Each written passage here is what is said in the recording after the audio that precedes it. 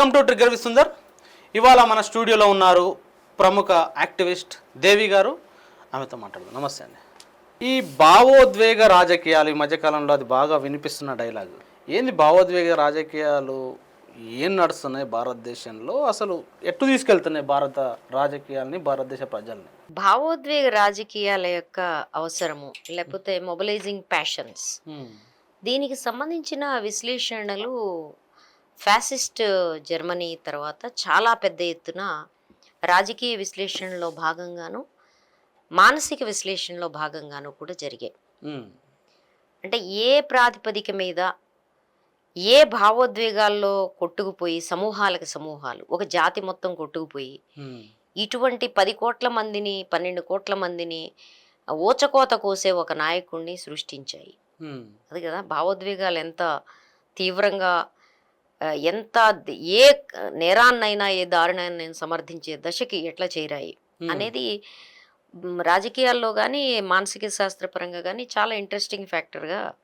అదే మీరు అన్న పాయింట్. ఎట్లా అంగీకరించారు అప్పుడు హిట్లర్ అంతమందిని చంపేస్తుంటే గ్యాస్ ఛాంబర్లలో? అది అంటే ఎలాంటి మానసిక పరిస్థితులు, ఎలాంటి భావోద్వేగాలను వాళ్ళు ట్యూన్ చేసినారు? దానికి వాళ్ళు చెప్పేది ఏమిటి అంటే, ఒకటి, ఒక జాతి ఆత్మన్యూన్యతలోనూ తనకి బాగా అన్యాయం జరిగింది అనే భావనలోనూ ఉన్నప్పుడు ఆ జాతికి ఒక వైభవోపేతమైన గతాన్ని గుర్తు చేసి, ఒక అందరి మీద ఆధిపత్యం చెలాయించగలిగిన ఒక భవిష్యత్తుని వాగ్దానం చేస్తే అప్పుడు అది ఒక జర్మన్ ఆధిపత్య జాతి కింద తయారవుతుంది.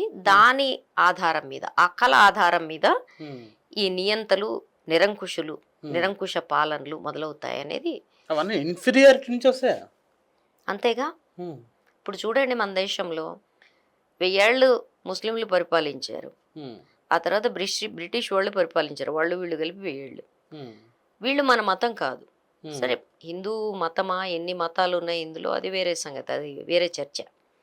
కానీ ఓవరాల్గా బ్రాడ్గా మన మీద ఒక జాతి కాకపోయినా మతం మీద వాళ్ళు ఆధిపత్యం చెలాయించారు, పరాయి వాళ్ళు. ఈ పరాయి వాళ్ళు మన పరిపాలించడంలో ఏం జరిగింది? వాళ్ళు మన ఐడెంటిటీని, మన ఉనికిని, మన అస్తిత్వాన్ని లేకుండా చేశారు. మన అట్లా లేకుండా చేసే పరిస్థితి అసలు లేదు భారతదేశంలో, కానీ లేకుండా చేశారనేది ప్రచారం. దానికి తోడు బ్రిటిష్ వాళ్ళు. అంతవరకు మనకున్న అహంకారం ఏంటి? మన ఈవెన్ చరిత్రలో జరిగిన విషయం ఏంటంటే, ఇప్పుడు ఈ వచ్చిన మొఘలాయి పాలకులు ఎవరైతే ఉన్నారో వీళ్ళు భారతదేశానికి వచ్చిన తర్వాత భారతదేశ చరిత్రని, సంస్కృతిని తమదిగా చేసుకున్నారు. ఆ తర్వాత 2 సంస్కృతుల మేలు కలయికతో కొత్త సంస్కృతిని మన భారతదేశంలో మొదలైంది.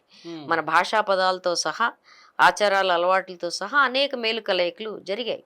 అవి చరిత్ర మొత్తంలో జరుగుతూ వచ్చాయి. మొఘలాయిలు పరాయి వాళ్ళుగా ఈ దేశంలో ఉండలేదు, కానీ వాళ్ళు పరాయి మతం వాళ్ళు అనే భావన నుంచి మనం స్టార్ట్ చేసాం. ఎందుకంటే వాళ్ళని పరాయి మతము అని చూపించకపోతే నువ్వు మెజారిటీగా ఉండే హిందువుల్ని మొబిలైజ్ చేయడం సాధ్యం కాదు. నీకు కనిపించే శత్రువు అవసరం కాబట్టి. అదే రెండో విషయం ఏంటి, దాంట్లో మీరు ఎవరిని మాట్లాడిచ్చినా ఈ సంఘ పరివార శక్తుల్లో ఎందుకు మనకు బాల్య వివాహాలు వచ్చాయి అంటే, అదిగో వాళ్ళు ఎత్తుకుపోయేవాళ్ళు మన పిల్లల్ని, అందుకని ముందే చేయడం మొదలుపెట్టారు, అంతకుముందు అలా ఉండేది కాదు అని చెప్తారు. సత్యసాగమనం సంబంధించిన కూడా సేమ్ ఇదే చెప్తారు. కానీ హర్ష భవేత్ కన్యా అని చెప్పాడు మన మనువు అనే విషయం వీళ్ళు మాట్లాడరు. అంటే ఏంటండి? 8 సంవత్సరాల వయసు ఉంటేనే కన్య, ఆమెకు అప్పుడే పెళ్లి చేసేయాలి. అది దాటితే పెళ్లి చేయకూడదు. పెళ్లి చేస్తే, రజస్వలాంతరం చేస్తే పితృదేవతలు ఆమె రజస్వల రక్తాన్ని తాగుతారు. అది మనువు చెప్పాడు. అది మనం కన్వీనియంట్ గా కవర్ వేసేసి దానికి వాళ్ళ మూలంగానే మీరు ఏదన్నా అడగండి, 2 ఆన్సర్స్ వస్తాయి సంఘ పరివారాలు. అన్ని వేదాల్లోనే ఉన్నాయిషా అని గిరీశం చెప్పినట్టు.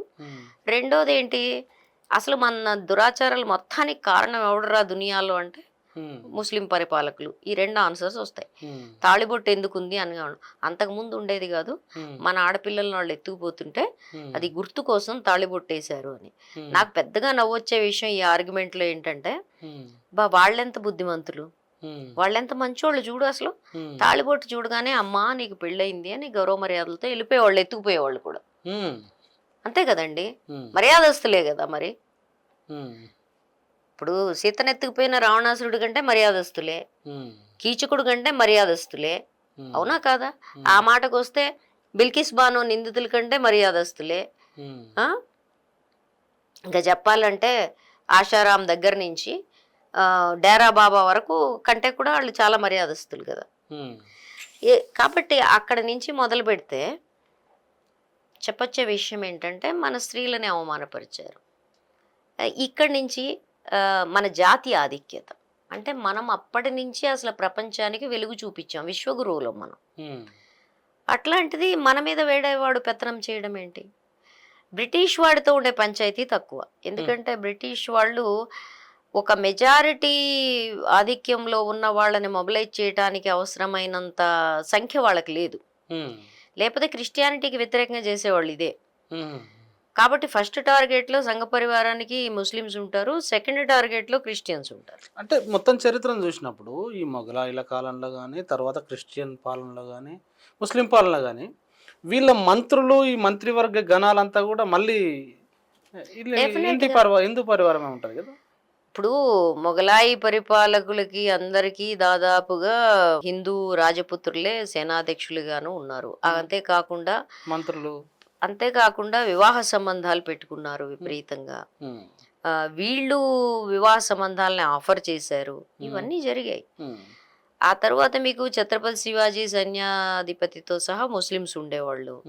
అది ఎప్పుడూ భారతదేశ చరిత్రలో అది ఇష్యూ కాదు, అది ఎప్పుడూ ఇష్యూ కాదు. మతం అనేది విశ్వాసపాత్రతకి సంబంధం లేకుండానే భారతదేశ చరిత్ర నడిచింది. కానీ అది కాదు కదా ఇవాళ. ఇవాళ రెచ్చగొట్టాలి. కాబట్టి నీ గతంలో నీకు అన్యాయం జరిగింది. ఇప్పుడు నిన్న మొన్న ఉపన్యాసాల్లో ఏంటి అంటే మొఘలాయి పరిపాలకులు మన దేశంలోకి వచ్చి జయించడంతో రాజపుత్రుల్ని సరిపెట్టుకోలేదు. వాళ్ళు వచ్చి ఒక ప్రధానమంత్రి ఉపన్యాసం చెప్తాడు, వాళ్ళు వచ్చి రెచ్చగొట్టారు, వాళ్ళు వచ్చి మన పండగల్ని, మన ఆచారాలని, అలవాట్లని, అన్నిటినీ, మన సంస్కృతిని అవమానపరిచారు. ఏ విధంగా అవమానపరిచారు అంటే మాంసము చేపలు తినడం ద్వారా అవమానపరిచారు అని మాట్లాడతాడు ఆయన. ఇక్కడ రెండు అంశాలు. భారతదేశంలో ముస్లిం పరిపాలకులు రానప్పుడు మనం ఎవరో మాంసం చేపలు తినలేదా? ప్రశ్న. మోదీ మాట్లాడు మాంసము చేపలు తిన్నారని. రెండోది ప్రశ్న, మొఘలాయి పరిపాలకులు ఎంత సామరస్యం పాటించకపోతే వాళ్ళు హిందూ గుళ్ళు కట్టారు, వాళ్ళు దినే ఇల్హాయి అని మత సామరస్యానికి సంబంధించిన ఒక మతాన్నే ఏకంగా స్థాపించారు. ఆ మాటకొస్తే షాజహాన్ కొడుకు ఖుర్రం, అతను యాక్చువల్గా మొట్టమొదటిసారి ఉర్దూలోకి వేదాలని, ఉపనిషత్తుల్ని ట్రాన్స్లేట్ చేశాడు. అవును, పార్సీలోకి చేయించాడు, అవన్నీ అతను స్పెషల్ ఎఫర్ట్ పెట్టాడు దాని మీద. కాబట్టి వీళ్ళు మాట్లాడేది చరిత్ర కాదు, అబద్ధాలు మాత్రమే. అబద్ధాలు ఎందుకు అంటే ఒక కనిపించే శత్రువుని చూపించడం కోసం. జర్మన్లో పరిస్థితి ఏంటి అంటే హిట్లర్ ప్లానే ఇక్కడ కూడా ఆర్ఎస్ఎస్ చేస్తున్నారు. నేను చేస్తుంది అంటలేదు, నేను జస్ట్ కొన్ని పోలికలు చెప్తున్నా. ప్యాషన్స్ మొబిలైజేషన్ అనేది ఎట్లా జరుగుతుంది చెప్తున్నా. జర్మనీ మొదటి ప్రపంచ యుద్ధంలో ఓడిపోయింది. జర్మనీ మీద విపరీతమైన ఆంక్షలు పెట్టారు, ఇటలీ మీద, జర్మనీ మీద, జపాన్ మీద ఆంక్షలు పెట్టారు. సో ఒక జాతికి సంబంధించి మాకు అన్యాయం జరిగింది, అందరం యుద్ధాల్లో ఉన్నప్పుడు మా మీద ఎందుకు ఆంక్షలు పెట్టారు, మేమెందుకు మీకు ఇంత కప్పం కట్టాలి అని, దానికి తోడు నిరుద్యోగం, ఆర్థిక సంక్షోభం, బతకలేని పరిస్థితి, ఇవన్నీ ఏర్పడ్డాయి. రాజకీయాల్లో గందరగోళం, రాజకీయాల్లో ప్రజల పట్ల విశ్వాసపాత్రత లేకుండా ప్రభుత్వాలు ఉండడం, కుప్పకూలిపోవడం, ఇలాంటి పరిస్థితుల్లో వాళ్ళు ఒక స్థిరత్వాన్ని కోరుకున్నారు. ఆ స్థిరత్వాన్ని కోరుకున్న నేపథ్యంలో అతను చేసిన పని ఏంటి? ఎలక్షన్స్ ద్వారానే వచ్చాడు హిట్లర్, డోంట్ ఫర్గెట్ ఇట్. అతను జాతీయ నేషనల్ సోషలిస్ట్ పార్టీ ఏదైతే ఉందో, జాతీయ సామ్యవాదం అతనిది, పేరు కూడా జాతీయ సామ్యవాదం. వీళ్ళు పెట్టిన మొట్టమొదటి విషయం ఏంటి అధికారంలోకి వచ్చిన తర్వాత అంటే యూదు జాతీయులే మన దేశానికి సంబంధించిన అన్ని కష్టాలకి కారణం. మామూలుగా రెచ్చగొట్టుడు కాదు, అసలు యూదులతో ఏ రకమైన సంపర్కం పెట్టుకోవడం కూడా, వాళ్ళ వాళ్ళ వాళ్ళ యూదులు యాక్చువల్గా వ్యాపారస్తులు, వాళ్ళ షాపుల్లో తినొద్దు, వాళ్ళ షాపుల్లో కొనొద్దు, వాళ్ళ రెస్టారెంట్లో తినొద్దు. మీకు ఇంకేదన్నా క్యాంపెయిన్ గుర్తొస్తుందా ఇట్లాంటిది? అందుకని అది అప్పుడే జరిగింది. అక్కడి నుంచి మొదలుపెట్టి చివరికి యూదుల్ని పూర్తి స్థాయి నియంతృత్వం వచ్చిన తర్వాత యూదుల్ని లక్షల మందిని కాన్సన్ట్రేషన్ క్యాంపుల్లో వేసి గ్యాస్ ఛాంబర్స్లో జాతి నిర్మూలన జినోసైడ్ చేయడం మనం చూసాం. నిర్మూలన ఎలిమినేషన్ జరిగింది. ఇది ఈ ఈ ఈ మొత్తం వ్యవహారంలో ఈ ప్యాషన్స్ మొబిలైజేషన్ ఎంత భయంకరమైన స్థితిలో ఉందంటే, నా జాతి యొక్క వైభవం, నేను విశ్వగురువుగా మారటం లేకపోతే విశ్వాన్ని నేను పరిపాలించటం అనే దగ్గర సామాన్య జర్మన్ ప్రజలు కూడా దీని పట్ల చూసి చూడలేదు. కాన్సెప్ట్ అప్పుడు హిట్లర్ కూడా అవును కదా, జర్మన్ జాతి గొప్ప జాతి, ఆధిక్యం కలిగిన జాతి, ప్రపంచాన్ని పరిపాలించే జాతి. మనకు ఆ హక్కు ఉంది, ప్రపంచం మీద పెత్తనం చేసే హక్కు మనకు అన్ని తెలుసు. జర్మన్ జాతి అసలు అత్యుత్తమైన జాతి అని కదా అతను చెప్పేది, ది బెస్ట్ బ్రీడ్. వర్ణ వివక్షత అవన్నీ అతను ప్రాక్టీస్ చేశాడు. దాంట్లో భాగంగా మీరు చూస్తే సామాన్య జర్మన్ ప్రజలు కూడా ఎంత కొట్టుకుపోయారంటే ఈ భావోద్వేగాల్లో, తన చుట్టుపక్కల ఇరుగు పొరుగు వాడిని కూడా తీసుకెళ్లి గ్యాస్ ఛాంబర్లో వేసి చంపేస్తున్నారు అనే విషయం తెలిసినా చూసి చూడనట్టు ఊరుకున్నాడు. అసలు తెలుసుకోవడానికి ఇష్టపడలా. నా జాతి ఇంత పైకి వెళ్ళిపోతుంటే నాకేం కావాలి, మొత్తం ప్రపంచాన్ని గడగడ వణికిచ్చే దశలో నా జాతి ఉంది కాబట్టి ఈ దేశంలో జరిగే ఇలాంటి విషయాలు పట్టించుకోకూడదు. ఇప్పుడు మనం మాట్లాడుతుంది కూడా అదే కదా. ఇవన్నీ జరుగుతాయండి, మీరు దేశం గురించి బయట మాట్లాడడానికి లేదు, అంతే కదా. ఎవరు దేశంలో దరిద్రం గురించి ఎత్తొద్దు, మనం ఎంత గొప్పగా ఉన్నామో అదే మాట్లాడాలి. ఆ తర్వాత ఇంకొకటి, దాంట్లో యాక్టివ్గా భాగస్వాములు అయ్యారు, సమర్థించారు. మన జాతి అంత, దేశం అంత అత్యుత్తమ స్థాయికి వెళ్ళాలంటే ఈ మారణ హోమం జరగాల్సిందే అనుకున్న వాళ్ళు ఉన్నారు.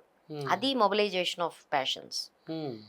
దానికి రాజకీయ ఎజెండా ఏం లేదు, ఆర్థిక ఎజెండాలు ఏమి లేవు, ఆర్థిక రాజకీయ ఎజెండాలు ఏం లేవు. ఉన్న ఎజెండా ఇది, ఓన్లీ ఎమోషన్, పూర్తి సైనికీకరణ, మగతనం. వాడురా మనగాడు, వాడు పో మగాడు. ఎవడురా మగాడు అంటే ప్రపంచాన్ని జయించడానికి సిద్ధపడిన జగజ్జేత అలెగ్జాండర్ తర్వాత నేనే. అక్కడ మొదలైంది మొత్తం ప్యాషన్స్, మొబిలైజేషన్స్ ఆఫ్ ప్యాషన్స్. ఎందుకంటే నీకు వేరే రకంగా ఒక జాతి మొత్తాన్ని ఇట్లా యుద్ధంలోకి దించడం, దేశాన్ని మొత్తాన్ని యుద్ధ శిబిరంగా మార్చడం సాధ్యమయ్యే పని కాదు. కాబట్టి మొబిలైజింగ్ ప్యాషన్స్ అనేవి ఫ్యాసిజంలో చాలా కీలకమైన అంశం, చాలా కీలకంగా దారి తీస్తాయి. దీంట్లో ఒక జాతి లేదు, ఒక సమూహం లేదు, ఒక మతం, నాకు అన్యాయం జరిగింది అనే ఫీలింగ్ రావడం చాలా ముఖ్యం. రెండోది, దరిద్రము లేకపోతే సామాజిక సంక్షోభము పెరిగిపోవడం కూడా చాలా అవసరం. పెరిగిపోయి దీనికి వేరే పరిష్కారాలు లేవండి, ఈ దరిద్రపు పార్టీ ఇంత అవినీతికి పాల్పడింది, దీనికి వేరే పరిష్కారం లేదండి, దీనికి సాంప్రదాయ పరిష్కారాలు ఏమి పనికిరావు, దీన్ని మనం ఏదో ఒకటి చేసి ఒక పర్మనెంట్, ఒక స్థిరమైన ఇది కావాలి మనకి అనే దశ వచ్చేసింది. నిన్నటికి నిన్న మీరు చూశారు కదా, ఒక నెల రోజుల క్రితం దేశంలో డిక్టేటర్షిప్ కావాలనేది నియర్లీ 70% పీపుల్ అడిగారు. డిక్టేటర్షిప్ వస్తే ఏమవుతుందో వాళ్ళకి తెలియదు అని ఓన్లీ ఎందుకు అడిగారు, ఆ విషయం ఎందుకు కావాలనుకున్నారు, కోరుకున్నారు, ప్రజాస్వామ్యంలో వాళ్ళకి వచ్చిన బాధ ఏంటి? టూ మచ్ డెమోక్రసీ అన్నాడు కదా, అట్లా టూ మచ్ డెమోక్రసీ అయిపోయింది. టూ మచ్ డెమోక్రసీ ప్రజలకుందా, రాజకీయ నాయకులకుందా, ఎలక్షన్ బాండ్స్కుందా అనేది ఎవడు మాట్లాడు. ఈ టూ మచ్ డెమోక్రసీలో ప్రజలకి ఉండడం, ప్రజలకి నోరు వాయలేని ప్రజలకు నోరు వాయేటూ లేదు. కానీ అధికారంలో ఉన్న వాళ్ళకి టూ మచ్ డెమోక్రసీ, వాళ్ళ డెమోక్రసీని పాటించకపోవడం వల్ల జరుగుతోంది టూ మచ్ డెమోక్రసీ అనేది రియలైజ్ కాకుండా మిడిల్ క్లాసు అత్తెలివితోటి డిక్టేటర్షిప్ కావాలనుకుంటున్నాం. దానికి అవసరమైనవి భయం మన దగ్గర ఉన్నాయి. వీళ్ళకుండే పెద్ద భయం ఏంటి, అసలు మన మతం లేకుండా పోతుంది.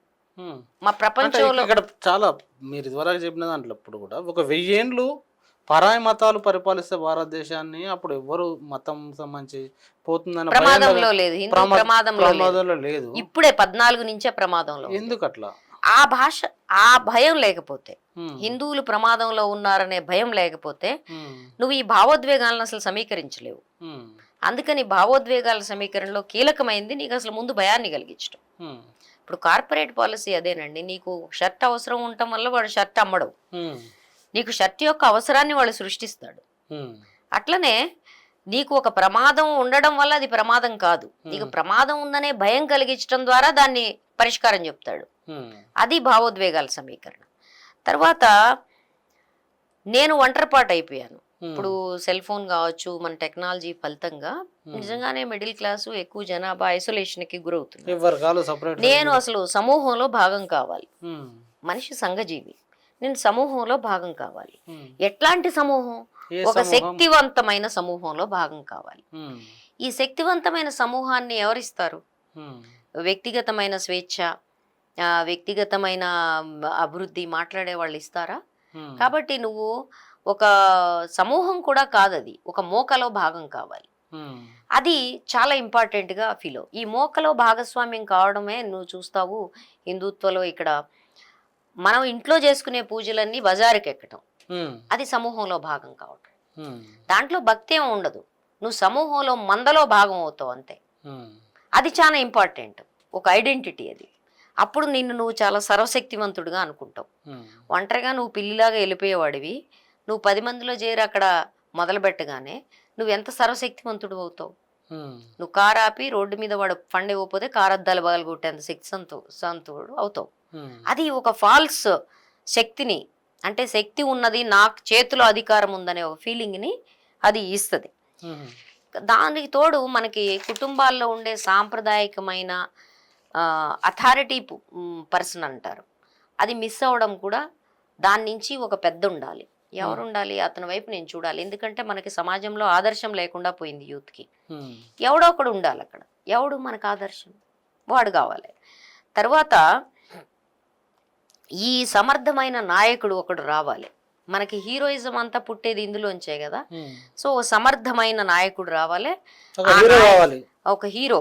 ఆ హీరో వెనకాల చేరి మనం కూడా అతని ఐడెంటిటీని మనం తీసుకోవటం ద్వారా మన మతాన్ని, లేకపోతే మన దేశంలో ఉండే భావజాలాన్ని ప్రపంచం మొత్తం మీద పెత్తనం చేసేదిగా మనం ఉండాలి.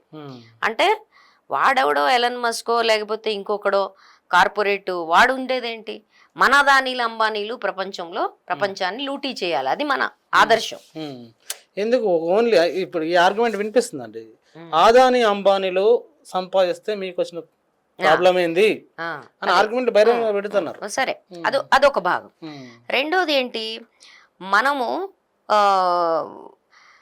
ఇంకొక ఫీలింగ్ ఏంటంటే వాళ్ళు మనని ప్రజాస్వామ్యము, అహింస, సామరస్యము, ప్రజాస్వామ్యము, అహింస, సామరస్యము, ఇవి మన్నే మగాళ్ళు కాకుండా చేసినాయి. అంటే మన పుంసత్వాన్ని, మగతనాన్ని తీసేసినాయి. దానికి తోడు ఫ్యామిలీ ప్లానింగ్, శాంతి మంత్రం చెప్పించడం, దీనికి వ్యతిరేకమైన నినాదాలన్నీ మీకు సంఘ పరివారంలో కనపడతాయి. చూడండి, శాంతి మేము ఊరుకో, ఎట్టి పరిస్థితుల్లో ఇప్పుడు శాంతిగా ఉండేది లేదు. ప్రజాస్వామ్యమా, అహింస, ఇదంతా గాంధీ మీద వాళ్ళకి ఎందుకు కోపం? ఆయన ఇవన్నీ చెప్పాడు కాబట్టి ఆయన దేశాన్ని కొజ్జా చేసి పడేశాడు. కాబట్టి గాంధీని మళ్ళీ చంపిన వాడు గోడ్సే. అక్కడతో ఆగట్లా వాళ్ళకి, గోడ్సే మగాడు వాళ్ళకి. కాబట్టి మళ్ళీ గాంధీని చంపడం ద్వారా ఈ ఏ జాతి అయితే తన పుంసత్వాన్ని కోల్పోయిందో వీళ్ళని మళ్ళీ మగాడుగా తీర్చిదిద్దే పరిస్థితి ఉంటుంది. అందుకే యుద్ధం అంటే ఇప్పుడు 56 ఇంచీల ఛాతీల లెక్కలు ఎందుకు చెప్తున్నారండి? ఆ మగాడితనాన్ని తిరిగి తెచ్చుకోవడంలో భాగమే అది. సో ఇది ఒక పెద్ద వాగ్దానం, నీ మ్యాస్క్యులినిటీని తిరిగి పొందడం. ఈ పరిస్థితులు దేశంలో ఉన్నప్పుడు నీ భావోద్వేగాల్ని సమీకరించే ఒక నాయకుడు వస్తాడు. ఆ నాయకుడు వచ్చి ఏం చేస్తాడు, నీకు ఒకరోజు ఒక వాగ్దానం చేస్తాడు. ఇదిగో నేను మొత్తం నీ సమస్యలన్నీ తీర్చేస్తా. నేను ఆపోజిషన్ కావచ్చు, ఇరుగు పొరుగు దేశాలు ఎవరినైతే మనం శత్రువులుగా భావిస్తున్నాం, ఎవరిని స్పేర్ చేసేదిలే, వాళ్ళ మీద నేను హింసాత్మకమైన దాడులు చేస్తా. అది ఇక్కడ లోపల ఉండే ప్రతిపక్షం కావచ్చు, బయట ఉండే బోర్డర్ దేశం కావచ్చు, హింసాత్మకమైన దాడులు చేస్తా. ఎంత మజా, థ్రిల్ సినిమా చూసినట్టు ఉంటుంది చెప్పండి. సో ఈ రకమైన వాగ్దానాల్లో ఈ సమర్థవంతమైన నాయకుడు మనకేం చెప్తాడంటే, సంకరత్వం నుంచి, సంకరత్వం 2 రకాలు. ఇది భారతదేశంలో అక్కడ హిట్లర్కేమో యూదు సంబంధించిన వర్ణ సంకరం, ఇక్కడ వచ్చేసి కుల సంకరం, మత సంకరం. లవ్ జిహాద్ తెలుసు కదా. సో వీటి నుంచి కాపాడటం మీకు ఇక్కడ ప్రత్యక్షంగా కనపడకపోవచ్చు. మీరు ఉత్తర భారతదేశంలో చూస్తే అసలు ఆడపిల్లలు ఇట్లాంటి డ్రెస్సులు వేసుకోవడము, ఆడపిల్లలు ఇష్టమైన వాళ్ళని పెళ్లి చేసుకోవటము, అసలు ఇది కుటుంబ మర్యాద పరువు మర్యాదలకు సంబంధించిన విషయం కానే కాదు. ఇది ఆ కులము పరువు మర్యాదలు, ఆ మతానికి సంబంధించిన పరువు మర్యాదలు. అసలు అది పర్సనల్ ఇష్యూ గానే కాదు. ఆడపిల్లలు ఏమంటారు, అరే బాబు ఇందులో మీరు అందరూ ఎందుకు ఇంత కొట్టుకు చేస్తున్నారు, ఇది నా కుటుంబానికి సంబంధించిన విషయం కూడా, నా వ్యక్తిగత విషయం, నా వ్యక్తిగతంగా ప్రేమిస్తాను, పెళ్లి చేసుకుని నా బతకాలనుకుంటున్నాను. ఇది పర్సనల్ బాబు, చిన్న పర్సనల్ కోరిక. దీంట్లో కుటుంబ పరువు మర్యాదలు, ఆ తర్వాత కులం పరువు మర్యాదలు, ఆ తర్వాత మతం పరువు మర్యాదలు. ఇంట్లో వాళ్ళు ఊరుకున్నా కులపోళ్ళు ఊరుకోరు, మతం వాళ్ళు ఊరుకోరు, చంపే వరకు నిద్రపోరు. అంటే మీరు ఊహించండి సంకరత్వం అనేది ఎంత భయంకరమైన ఇష్యూ కింద చేసి పెట్టారు. ఇది ఫిజికల్గా భౌతికమైన సంకరం. రెండోది నీకు వచ్చేసి భావోద్వేగాల సమీకరణలో మాట్లాడేది సంస్కృతి యొక్క స్వచ్ఛత. సంస్కృతి స్వచ్ఛత, పవిత్రత ఆవు నుంచి మాత్రమే లేదు. పవిత్రత అనేది ఇప్పుడు చూడండి, మనం ఇప్పుడు ఈ పరిసరాల పరిశుభ్రత అంటాం. ఇప్పుడు వీళ్ళు స్వచ్ఛ భారత్ క్యాంపెయిన్ పెట్టి, స్వచ్ఛ భారత్ ఎందుకండి, శుభ్ర భారత్ అని ఎందుకు అనరు? స్వచ్ఛ భారత్ అనేది స్వచ్ఛత, ప్యూరిటీ సంబంధించిన విషయం. అది క్లీన్నెస్ కి సంబంధించిన విషయం కాదు. ఈ రెంటికి తేడా ఉంది. ప్యూరిటీ ఏంటండి? ప్యూరిఫై చేస్తావా నువ్వు? పరిసరాలనే శుభ్రం చేస్తావు, స్వచ్ఛం చెయ్యు, సాధ్యం కాదు. కానీ స్వచ్ఛం అనే పదం ఎందుకు వాడారు? కలుషితం కాకుండా చేయడం అనే దాని నుంచి వాడారు. కలుషితం దేని నుంచి? ఏమన్నా ఆపారా? ఏమీ ఆపలేదు, అది వేరే సంగతి. ఈ కలుషితం అనేది ఒక సైకలాజికల్ ప్లే. వాడెవడో పరాయి వాడు వచ్చి నిన్ను కలుషితం చేస్తున్నాడు. సంస్కృతి పరంగా చేస్తున్నాడు, భౌతికంగా రక్తపరంగా చేస్తున్నాడు, నీ భావాల పరంగా చేస్తున్నాడు, మతపరంగా చేస్తున్నాడు. కాబట్టి ఈ కలుషితం కాకుండా ఆపుతాడు, ఘర్ వాపసీ చేస్తాడు, లేదు మత మార్పిళ్లు నిరోధిస్తాడు. ఎవడు అంటే వాడేపో మనగాడు, సర్వశక్తివంతుడు, దయామయుడు, గొప్పవాడు, విశాల హృదయుడు, రోజుకి 5 డ్రెస్సులు మార్చేవాడు, పూటకో మేకప్ వేసేవాడు, సముద్రంలో దూకగలిగిన వాడు, నెమలి పించాలు కట్టుకొని ఆకాశంలోకి ఎగరగలిగిన వాడు ఎవడున్నాడు? సర్వశక్తివంతుడు. ఈ ఫుల్ ఎంటర్టైన్మెంట్ ప్రోగ్రాంలో ఒక సమర్థవంతమైన నాయకుడు. ఇందులో ముఖ్యంగా ఒక విషయం గుర్తుపెట్టుకో, చాలా ముఖ్యమైన విషయం. భారతమాత పేరు చెప్పినప్పటికీ ఆడగాలి సోకని వాడెవడైతే ఉన్నాడు, అంటే ఆడవాళ్లతో సంబంధం లేకుండా తల్లిగా గౌరవిస్తా, కానీ ఆడదుందే అది నా నిర్ణయాలని ప్రభావితం చెయ్యదు అని చెప్పుకునే ధీశాలి అయిన మగవాడు, వార్ మాంగర్. ముసల్ని ఊరికే అనడు, యుద్ధం చేసిన వాడే మగవాడు అంటాడు. కానీ యాక్చువల్గా యుద్ధం చేసిన వాడే మగాడు కాదు, యుద్ధం మగాడిని తయారు చేస్తుందని కూడా అంటారు. కాబట్టి అట్లా యుద్ధం చేయగలిగిన వాడు మన్మోహన్ సింగ్ చేయగలిగాడా? చేయలేదు కదా. కాబట్టి వాడపో మనగాడని ఈయన ఒక సమర్థమైన నాయకుడిని. ఈ భావోద్వేగాల సమీకరణలో ఈ ఒక నాయకుడి యొక్క బ్రాండ్ ఇమేజ్, సమర్థ నాయకుడి, 56 ఇంచీల ఛాతీ కలిగిన సమర్థ నాయకుడు, ఎవడైతే సర్జికల్ స్ట్రైక్ చేయగలిగిన సమర్థ నాయకుడి ఇమేజ్, బ్రాండ్ ఇమేజ్, అది చాలా కీలకమైనది. ఇక్కడ మోడీ స్పీచ్లలో కూడా గమనిస్తే గతంలో బీజేపీ హామీ, ఎండిఏ హామీ ఉండేది. ఎన్నికలు మొత్తం మోడీ గ్యారంటీ. ఇప్పుడు స్టార్ట్ కాలేదండి. మీరు అతని ఫస్ట్ స్పీచ్ చూస్తే మోడీ అదృష్టవంతుడు, అతను వస్తే అన్నీ కలిసి వస్తున్నాయి అని అంటున్నాడు. మోడీ అదృష్టం దేశానికి వస్తే లేనిదే ఉంది అని మొదలు పెడతాడు అతను ఉపన్యాసం స్టార్టింగ్ లోనే. అది ఒక పరిణామ దశ, మీరు అప్పటి నుంచి గమనించలేదు. నోట్ల రద్దు, మోడీకి ఒక 50 రోజులు అవకాశం ఇవ్వండి, ఆ తర్వాత మోడీకి ఏదన్నా శిక్ష విధించండి. ఎప్పుడు అతను బీజేపీ పార్టీ నిర్ణయం తీసుకుంది, బీజేపీ పార్టీని ఏమైనా చేయండి అని ఎప్పుడు అనలా అతను. మీరు చూసారు కదా, అతను కన్నీళ్లు పెట్టుకున్నా లేకపోతే కిరీటాలు పెట్టుకుని డ్యాన్సులు వేసినా అతను వ్యక్తిగతంగానే చేశాడు. ఈ భావోద్వేగాల సమీకరణలో ఈ సమర్థమైన వ్యక్తిగతమైన నాయకుడు, స్త్రీల పట్ల పట్టింపు లేని, అంటే వాళ్ళకి లొంగిపోని ఒక నాయకుడు, మ్యాస్కులినిటీ. హిట్లర్ కూడా ఆ కాంప్లెక్స్ ఉండేది, మీకు గుర్తుంటే. అది పెద్ద సైకో అనాలిసిస్ హిట్లర్ మీద చేశారు. అతని ఇన్ఫీరియారిటీ కాంప్లెక్స్, మహాభయంకరమైన పిరికి పందు అతను. అతని పిరికితనము, అతని ఇన్ఫీరియారిటీ కాంప్లెక్స్ దేశం ప్రపంచంలో ఇన్ని కోట్ల మందిని చంపడానికి కారణమైందనేది అనాలిసిస్, అంతిమ అనాలిసిస్. నియంతలు చరిత్రలో నియంతలు నిరంకుశ పాలనలు పరమ పిరికిగాను ఉంటాయి, తరువాత పరమ ఇన్ఫీరియారిటీతో కూడా ఉంటాయి. అంత ఇన్ఫీరియారిటీ లేకపోతే అసలు వాళ్ళు ఇంత సుపీరియారిటీ ప్రదర్శించరు. నువ్వు నార్మల్గా ఉంటే నార్మల్గానే ఉంటావు. కాబట్టి ఇది ఒక భావోద్వేగాలు సమీకరణ జరుగుతుంది. ఈ భావోద్వేగాల సమీకరణలో ఒకటి మన వైభవోపేతమైన గతం గురించి మాట్లాడు. జర్మన్ జాతి ఏం చేసింది అనేది హిట్లర్ మాట్లాడాడు. హిందూ జాతి అసలు హిందూ జాతి కాదు, హిందువుల జాతి కాదు. భారతదేశంలో అనేక జాతులు ఉన్నాయి. దాంట్లో హిందూ మతంలో ఉండే రకరకాల దేవుళ్ళని పూజించే 3 కోట్ల మంది, ఇంకా జనాభా వాళ్ళది కూడా పెరిగింది. ఎంతమంది కావాలంటే అంతమందిని పూజించే కొత్త దేవుళ్ళు కూడా పుట్టుకొచ్చారు కదండి. పూజించే వాళ్ళు ఎవరైతే ఉన్నారో వీళ్ళందరినీ ఒక గుండు గుత్తుగా ఒక పేరు పెట్టారు. జాతి మాత్రం కాదు, భాష వేరు, జాతి వేరు, నీ డిఎన్ఏ వేరు, నీ సంస్కృతి వేరు. జాతి అయ్యే అవకాశమే లేదు.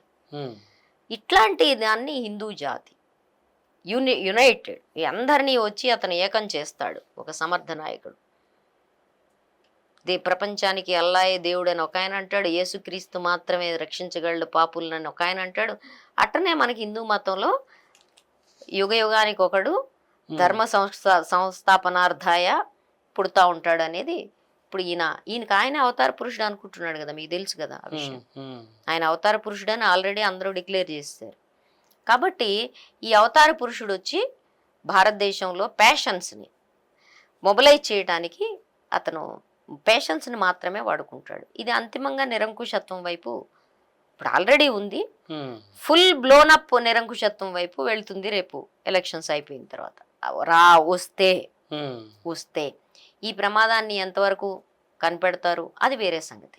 కానీ ఈ ప్యాషన్స్ మొబిలైజేషన్లో నేను చెప్పినట్టుగా వైభవపేతమైన గతం, ఒక స్వర్ణ యుగాన్ని దేశానికి తీసుకురావటం, సంకరం, కుల సంకరం కానీ మత సంకరం కానీ లేని ఒక భారతదేశ హిందూ జాతి, స్వచ్ఛమైన హిందూ జాతి. స్వచ్ఛమైన హిందూ జాతి అంటే అగ్రవర్ణాలే. దీన్ని సృష్టించటం, దీన్ని తయారు చేయటం, దీంట్లో ఆడవాళ్ళకి ఏ రకమైన హక్కులు లేని, ఆడవాళ్ళకి హక్కులు ఉంటే మళ్ళీ ప్రజాస్వామ్యం వచ్చేస్తుంది కదా, సమాన హక్కులు ప్రసక్తి లేని ఒక స్వచ్ఛమైన జాతిని తయారు చేయటం హైరార్కీలో భాగంగా. ఆ తర్వాత మొబిలైజేషన్ ఆఫ్ ప్యాషన్స్లో చాలా కీలకమైన అంశం ఏంటంటే రానున్న చరిత్రను నిర్మిస్తున్నావు అని నీకు చెప్పటం. ఇది పెద్ద కళ. మోడీ ఒక 6 నెలల క్రితం రానున్న 1000 ఏళ్ల కాలం మిమ్మల్ని గుర్తుంచుకుంటుంది అని చెప్పి రిపీటెడ్గా మాట్లాడాడు ఆయన. చూసుంటాం మేము. సో 1000 ఏళ్ల కాలం ఎందుకు ప్రస్తావన వచ్చిందండి? ఇక్కడ 100 రోజులు బతకలేక చచ్చిపోతున్నారు జనాలు. అంటే 1000 ఏళ్ళు నీకు ప్రామిస్ అంటే ఒక ఫాల్స్, ఒక భ్రమాన్వితమైన ఒక ప్యాషన్ని, ఒక ఆకాంక్షను నీలో సృష్టింపజేయటం. 1000 ఏళ్ళ ఓహో మొఘళ్ళు 1000 ఏళ్ళు పరిపాలించారంటే దానికి సింబల్గా మనం హిందువులు ఇంకొక 1000 ఏళ్ళు ఒక గొప్ప చరిత్రనే అంటే ఎంత పొంగిపోద్ది మనకు కూడా కదా, బెలూన్ పొంగినట్టు పొంగొచ్చు. ఆ తర్వాత ఇప్పుడు కూడా ఎలక్షన్ మేనిఫెస్టోలో కూడా ఎవరన్నా వచ్చే 5 ఏళ్లలో ఏం చేస్తావు కాంక్రీట్గా చెబుతారు. మేనిఫెస్టో అంటే అది. వాళ్ళు దేనికి 2047లో ఏం చేస్తారో చెప్తున్నారు వాళ్ళు మనకి. చాలా విచిత్రమైన పరిస్థితి. అంటే ప్యాషన్స్ మొబిలైజ్ చేయటంలో ఇది ఒక సైకలాజికల్ ప్లే. మాకు అంతవరకు దూరదృష్టి ఉంది అని, అంతవరకు దూరదృష్టి ఉన్నాడు కూడా. ఏమండి నువ్వు 1000 అంతస్తుల భవనం కట్టినా ముందు పునాది కట్టాలి కదా, గాల్లో అయితే కట్టవుగా. వీళ్ళు గాల్లో కడుతున్నారు, అది సమస్య. నువ్వు పునాది గురించి మాట్లాడట్లా. ఇక్కడ పునాది లేకుండా ప్రపంచంలో ఏ భవంతి నిలబడదు కదా. కాబట్టి విషయం చెప్పాలి అంటే ఈ భావోద్వేగాల మొబిలైజేషన్ అనేది చాలా కీలకమైన అంశం. ఇప్పుడు ఇంకొకటి ఎంతవరకు ప్రజలు అర్థం చేసుకున్నారో నాకు తెలియదు. వాళ్ళు మన ఈ ఎలక్షన్స్ సందర్భంగా జరిగిన ఒక స్పీచ్లో మచిలీ, మటన్, మొగలాయి ఈ 3 ప్రస్తావన చేశాడు. వీళ్ళు మొఘళ్ళు మన దేశాన్ని ఆక్రమించి ఊరుకోలేదు, వాళ్ళు మనని హేళన చేశారు, వెక్కిరించారు. మన పర్వదినాల్లో వాళ్ళు, పవిత్ర దినాల్లో వాళ్ళు చేపలు తిన్నారు, మాంసం తిన్నారు, అది మనని అవహేళన చేయడంలో, వెక్కిరించడంలో భాగం. అదే పరిస్థితి ఇవాళ బీహార్లో తేజస్వి యాదవ్ లేకపోతే నవరాత్రుల్లో తిన్నాడు. సరే నవరాత్రుల్లో తినలేదు అనేది ఒక నిజం, అబద్ధం ఆయన మాట్లాడాడు ఓపెన్గా. ప్రధానమంత్రి ఆయన రోజు మాట్లాడుతుంటాడు అవి జనరల్గా. రెండో పక్కన మటన్ తిన్నారు, ఇది పర్వదినాల్లో దానికేం ఆధారాలు లేవు. కానీ ఇది ఎందుకు చెప్తున్నారు అంటే నువ్వు చికెను మటను చేపలు తింటే నువ్వు ముస్లింలతో సమానం, నువ్వు ముస్లింవే అని చెప్పడం. భారతదేశంలో హిందువులు మొగలాయిలు రాకముందు తినలేదా? Point number 1. నెంబర్ 2, ప్రోటీన్ ఇన్పుట్లో చాలా కీలకమైన విషయం చేపలు. మనకి కోస్తా మొత్తం, అది చివర కన్యాకుమారి దగ్గర మొదలు పెడితే బంగాళాఖాత తీరం అంతా, లేదు అటుపక్కన మొదలు పెడితే అరేబిక్ తీరం అంతా, తినని వాళ్ళు నేను ఎక్కడా చూడలేదండి. చేపలు తినని వాళ్ళని. చాలా, అది ప్రోటీను, అది అవసరము, అది అవైలబుల్ ఫుడ్. అది కూడా తినపోతే జనాలు ఏమైపోతారండి? ఒకటి. రెండోది, భారతదేశంలో 85%, 85% ఏదో ఒక రకమైన మాంసాహారం తింటారు. అది చికెనా, మటనా, కోడిగుడ్డ, లేకపోతే చేపల, ఏదో తింటారు. 85% మంది ప్రజలుకి నువ్వేం చెప్తున్నావు? నువ్వు ముస్లిము మొగలాయివి అని చెప్తున్నావు. నువ్వేం చెప్తున్నావు? ఈ 15% శాకాహారులు ఎవరైతే ఉన్నారో వీళ్ళు గొప్పవాళ్ళు, వీళ్ళే ప్యూర్ హిందువులు, స్వచ్ఛమైన పవిత్రమైన హిందువులు, నువ్వు కాదని చెప్తున్నావు. 15 మంది భావోద్వేగాన్ని 80% మంది మీద 85% మంది మీద రుద్దుతున్నావు. నువ్వు మెజారిటీ ప్రజల భావోద్వేగాలు మాట్లాడతావు. విచిత్రమైన కాంట్రాస్ట్ ఇది. ఏమండి, 15% మంది తినే శాకాహారులు, ప్యూర్ శాకాహారులు, వాళ్ళు కూడా పాలు తాగుతారు, నెయ్యి తింటారు. పాలు నెయ్యి తిన్నాక నువ్వు శాకాహారివి కాదు. అవుట్ ఆఫ్ చెప్పాను ఆ కాన్సెప్ట్ మీకు, అది కూడా అర్థం చేసుకోండి. నువ్వు ఒకసారి, ఇప్పుడు నెయ్యి ఉందండి, నెయ్యి ఏంటి? ఇట్స్ యానిమల్ ప్రోటీన్, మిల్క్ నుండి వస్తుంది, మిల్క్ నుంచి వస్తుంది, అది యానిమల్ ప్రొడక్ట్. అంటే ఇంకో రకంగా చెప్పాలంటే నీ మాంసం తినేది నువ్వు క్వాంటిటీ, ఇది క్వాలిటీ. నీ మాంసానికి ఇంకో రూపం, అది పాలు, అది రూపం మారొచ్చు కానీ అది మాంసమే. దాన్ని మాంసకృత్తులనే అంటారు తెలుగులో కూడా. తెలుగులో సైన్స్ భాషలో మాంసకృత్తులనే అంటారు దాన్ని. ఏమండి, మరి నువ్వు మాంసకృత్తులు తిన్నాక శాకాహారి ఎట్లవుతావు? నేను కూడా చెప్పుకునేదాన్ని, నేను శాకాహారినే అని చెప్పి. కానీ నేను మొత్తం బతికింది నెయ్యి మీద, పాల మీదే. మరి నేను శాకాహారిని ఎట్లయితానండి? అవడం అవకాశం లేదు. నీకు నాలెడ్జ్ తక్కువ ఉంటే నువ్వు బుకాయించదలుచుకుంటే అది వేరే సంగతి, అయ్యే అవకాశమే లేదు. కానీ పోనీ అనుకుందాం, వీళ్ళు పాలు నెయ్యి తినే శుద్ధ శాకాహారులు అనుకుందాం. ఈ 15% మంది భావాల్ని 85% మెజారిటీ హిందువుల మీద నువ్వు రుద్దుతున్నావు. ఎట్లయితుందండి? అంటే నువ్వు ఎంత మైనారిటీ పరిపాలన, ఎంత అగ్రవర్ణ పరిపాలన, అందులో కూడా బ్రాహ్మణ్యానికి సంబంధించిన, శుద్ధ బ్రాహ్మణ్యానికి సంబంధించిన ఈ భావాల్ని జనం మీద రుద్దదలుచుకున్నావు నువ్వు, అంతే కదా? దీని రియాక్షన్ ఎట్టుందో కూడా చూడాలి, అది కదా ఇంపార్టెంట్. రియాక్షన్ ఎట్లుందంటే, వాస్తవంగా భారతదేశంలో మాల్ న్యూట్రిషన్స్ కానీ జనానికి ఇంకా ఆ మాత్రం కామన్ సెన్స్ ఉంది. వాళ్ళు క్లియర్ గా చెప్తున్నారు. ఎవరు పర్వదినాల్లో తింటారా లేదా అంటే, ఇప్పుడు పర్వదినాల్లో కూడా మీకు నేను ఒక కాంట్రాస్ట్ చెప్పు. ఇప్పుడు మన తెలంగాణ ఉంది, తెలంగాణలో ఏ పండగ కావచ్చండి, దసరాకు మాంసం, అది ఏ పండగ కావచ్చు వేయాల్సిందే, టంగున మోగాల్సిందే. అంటే ఇప్పుడు కోస్తా ఆంధ్రప్రదేశ్ వాళ్ళకి కొంచెం వైష్ణవులు వాళ్ళ ప్రభావం ఎక్కువ ఉంది కాబట్టి వాళ్ళు పండగల్లో తినరు, పండగ మరుసటి రోజు తింటారు. పండగ రోజున, భోగి రోజున, పండగ రోజున తినరు, మరుసటి రోజు తింటారు. తెలంగాణలో పెళ్లి అన్నా దినము అన్నా మనకి ఏట దిగాల్సిందే, అవునా కదా? అరే దాయాదులు పాలోళ్ళందరూ పైసలు వేసుకుని మరీ కొంటారు కదా. నీకు మరి ఆంధ్ర వచ్చేసరికి మరి పెళ్లిళ్ళల్లో పెళ్లి రోజున పెట్టరు, నెక్స్ట్ డేనో ముందు రోజో పెట్టుకోగానే పెళ్లి రోజున పెట్టరు, దినం రోజున పెట్టరు. మరి నీకు ఇక్కడిక్కడే ఇంత తేడా ఉంటే, కానీ నీకంటే ఎక్కువ వాళ్ళు తింటారు. చికెను చేపలు లేకుండా వాళ్ళు బతకలేరు. ఇద్దరు తింటారు ఈక్వల్గా. నువ్వు ఏ రోజున తింటావు అనేది ఎట్లా నిర్ణయిస్తావండి? అంటే ఆంధ్ర వాళ్ళు పవిత్రులు అయిపోతారు, తెలంగాణ వాళ్ళు అపవిత్రులు అవుతారా? పండగ రోజు తిన్నారు కాబట్టి చెప్పు. నీ ఆర్గ్యుమెంట్ ఇదే కదా. అంటే ఈ దేశం గురించి తెలియని అజ్ఞానులు మాత్రమే అది మాట్లాడగలుగుతారు. ఏ మాత్రం ఈ దేశ ప్రజల ఆహార పదార్థం మీద జ్ఞానం ఉన్నాడు ఎవడు ఇట్లాంటి కామెంట్ చేయలేడు. చెప్పండి, మీరు నాకు చెప్పండి. ఈ 2 రాష్ట్రాలు చెప్తున్నా, దూరం ఎందుకు ఉదాహరణ? ప్రజలు అంటున్నారు ఎవడికి ఇష్టం వచ్చినప్పుడు వాడు తింటాడండి, అదో పెద్ద ఇష్యూనా అంటున్నారు. కానీ ఇష్యూ చేద్దామని ట్రై చేస్తున్నాను. నేను ఇందా చెప్పాను కదా, భావోద్వేగాలలో కీలకమైనది ఏంటి అంటే నీకు లేని భావోద్వేగాలను సృష్టించడం కూడా. సో ఈ భావోద్వేగాల సమీకరణ రాజకీయ సమీకరణగా మారినప్పుడు 19లో దీని ఉదాహరణ చూసాం.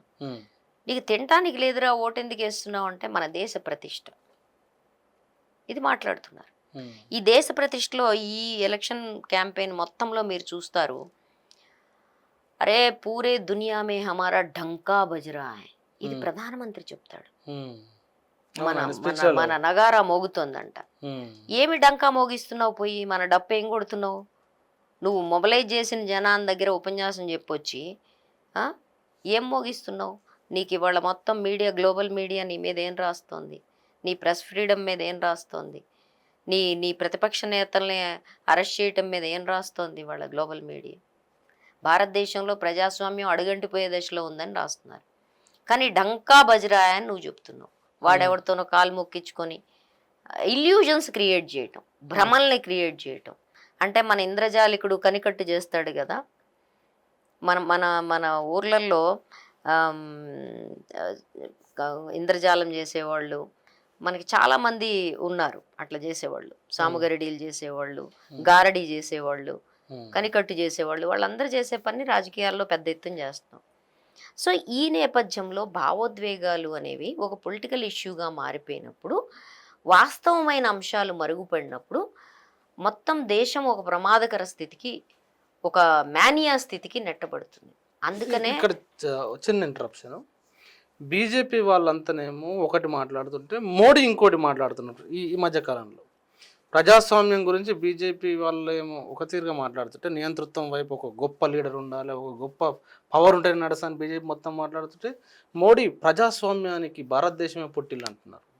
ఇంకొకటి బీజేపీ రాజ్యాంగాన్ని తొలగిస్తాం, 400 సీట్లు ఇవ్వండి అని బీజేపీ నాయకుడు అంటే, బాబాసాహెబ్ అంబేద్కర్ వచ్చిన రాజ్యాంగాన్ని తొలగించలేడని ఈయన అంటే కాంట్రవర్సీ కామెంట్లు ఎందుకు? వాళ్ళు 36-4లతో మాట్లాడటం మొదటి నుంచి ఉంది. కానీ ఇక్కడ మీరు అర్థం చేసుకోవాల్సింది, భారతదేశంలో ఒకవేళ నియంతృత్వం, నిరంకుశత్వం వస్తే అది మీరు హిట్లర్ తెచ్చినట్టుగా మొత్తం సైనికీకరణ, మొత్తం నిరంకుశత్వం స్థాపించడం వల్ల రాదు. భారతదేశంలో రాజ్యాంగం ఉంటుందా ఉండదా అది వేరే సంగతి. కానీ భారతదేశంలో ప్రజాస్వామ్యం పేరు మీదే అతనికి అవసరం లేదండి. ఇప్పుడు అసలు వీటిని రద్దు చేయాల్సిన అవసరం అతనికి లేదు.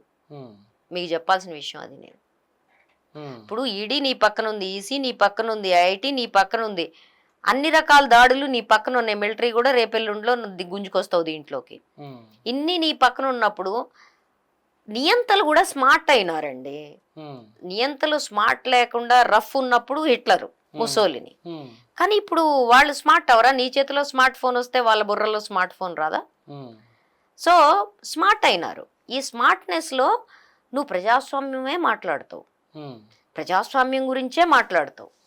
ఇప్పుడు నువ్వు వీళ్ళందరినీ ప్రతిపక్షాన్ని జైల్లో వేయడం, లెవెల్ ప్లేయింగ్ ఫీల్డ్ అనేది నిజమైన స్ఫూర్తిలో అని మాట్లాడుతుంటే, నువ్వు మోటాగా ఏం మాట్లాడుతున్నావు?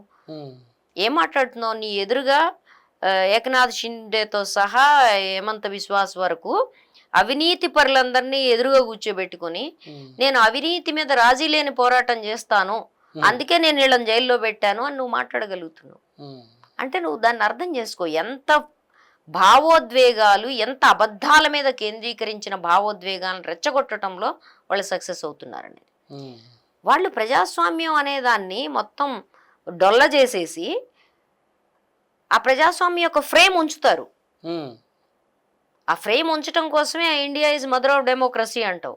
ఇండియా ఈజ్ మదర్ ఆఫ్ డెమోక్రసీలో స్టాన్ స్వామి నోట్లోకి స్ట్రా లేకుండా ఎట్లా చచ్చిపోతాడని ఎవరు అడగరు.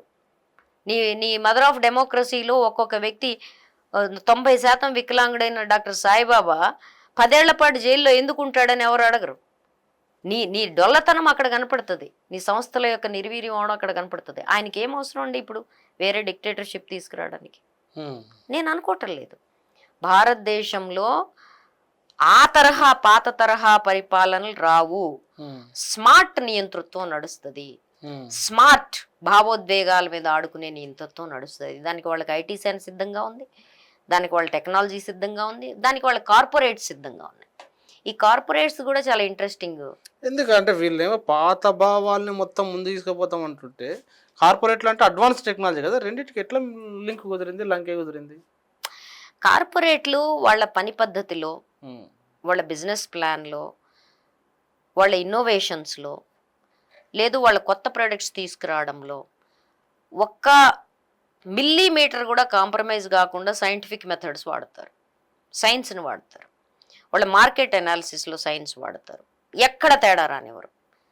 కానీ వాళ్ళ దోపిడీ పద్ధతి వచ్చినప్పుడు దాంట్లో కూడా సైన్సే వాడతారు.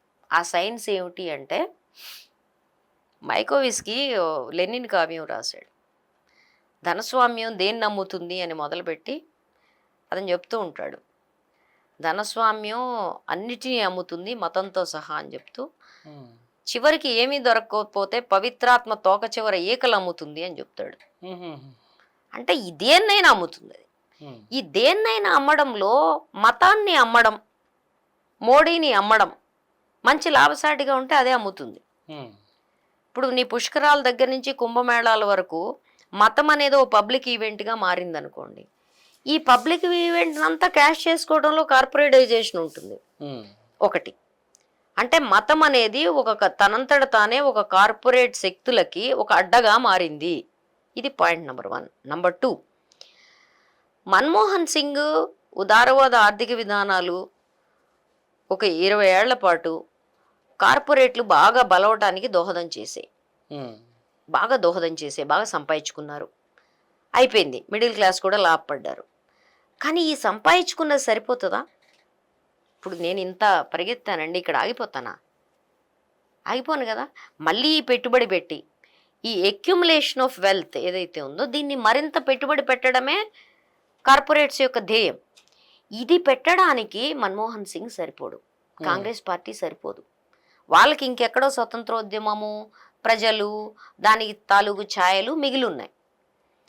అది లేకుండా, స్వతంత్రోద్యమంతో ప్రజలతో సంబంధం లేకుండా కేవలం అధికార దేవతని ఆరాధించగలిగిన వాడు, ప్రజల మొత్తాన్ని అరే నువ్వు నీ జన్ధన్ ఖాతాలో వేసేయరా అంటే ఈ 500 బట్టికెళ్ళి అందులో వేస్తే బ్యాంకు నుంచి వేల కోట్ల రూపాయలు తీసుకోగలిగిన పరిస్థితి కల్పించగలిగిన వాడు, జనాన్ని 45% గ్రాడ్యుయేట్స్ నిరుద్యోగులుగా ఉన్న పరిస్థితి నుంచి దారి మళ్ళించగలిగిన వాడు, రెమిడిసివిర్ అనేది హానికరమైన మందు అని తెలిసినప్పటికీ పళ్ళాలు మోగించండి లేకపోతే దీపాలు పెట్టండి అని చెప్పడం ద్వారా నీ దారి మళ్ళించగలిగిన వాడు. అంటే నిన్న అసలు భౌతికమైన ఇష్యూస్ మీద మాట్లాడకుండా మభ్యపెట్టగలిగిన ఒక నాయకుడు ఉంటే, ఈ ఇష్యూస్ పెరుగుతూ ఉంటాయి సమాజంలో సంక్షోభం, కానీ జనాలు మాత్రం ఒక మతం కోసమో, ఒక కులం కోసమో, ఒక పరువు కోసమో, ఒక దేశ ప్రతిష్ట కోసమో పెనుగులాడుతూ ఉంటారు. అటువంటి నాయకుడు అవసరం ప్రజలకు కాదు, అటువంటి నాయకుడు అవసరం కార్పొరేట్స్కి. మోడీ బ్రాండ్ ఇమేజ్ కోసం 2013లో 2 కంపెనీలు కలిపి 10,000 కోట్ల రూపాయలు ఖర్చు పెట్టినాయి బ్రాండ్ తయారు చేయడానికి, మోదీ బ్రాండ్ చేయడానికి. 10,000 కోట్లు 2013లో. ఆ తర్వాత బ్రాండ్ ఇమేజ్లో నీకు రోజుకి 5 డ్రెస్సులు ఉంటాయి. అసలు మీరు చూస్తే అసలు మోడల్లా, సినిమా